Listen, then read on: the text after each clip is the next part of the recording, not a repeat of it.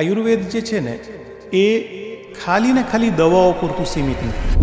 આયુર્વેદ જે નામ સજેસ્ટ કરે છે એ પ્રમાણે આયુઃ વેદ એટલે જે લાઈફસ્ટાઈલને લગતું નોલેજ છે. So it is not just કે ભાઈ તમને આ રોગ થયો તો આ દવા, એ તો બહુ પાછળ આવે છે. જ્યારે તમે આયુર્વેદના પ્રયોજનની વાત કરો છો, આયુર્વેદનું જે મેઇન હેતુ શું છે, તો એમાં એવું કીધું છે કે સ્વસ્થસ્ય સ્વાસ્થ્ય રક્ષણમ આતુરસ્ય વિકાર પ્રશમનમ.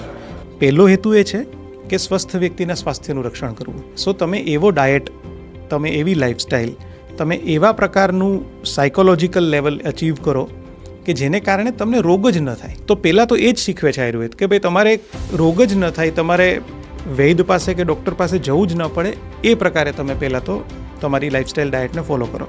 પછી આવે છે આતુરસ્ય વિકાર પ્રશમનમ, કે જો તમને રોગ થઈ ગયો છે તો પછી હવે એના કયા કયા સોલ્યુશન્સ છે. અને તમે જે કહો છો કે આ આયુર્વેદ છે એની સાથે જીવનશૈલી પણ જોડાયેલી છે, તો તમારા ઊંઘવા ઉઠવાના, ગુસ્સાના પ્રકાર, વાત કરવાની રીતભાત, એટલે ઘણું બધું ગણાયેલું છે. ત્યારે જઈને તમને એક સોલ્યુશન પાક્કું મળે અને એટલા માટે એ જડમૂળથી કાઢી નાખે. એટલે તમને બહુ રસ હોય ને તમારે ખૂબ વધારે ડિટેલમાં આના વિશે અભ્યાસ કરવો હોય તો there are very good books also.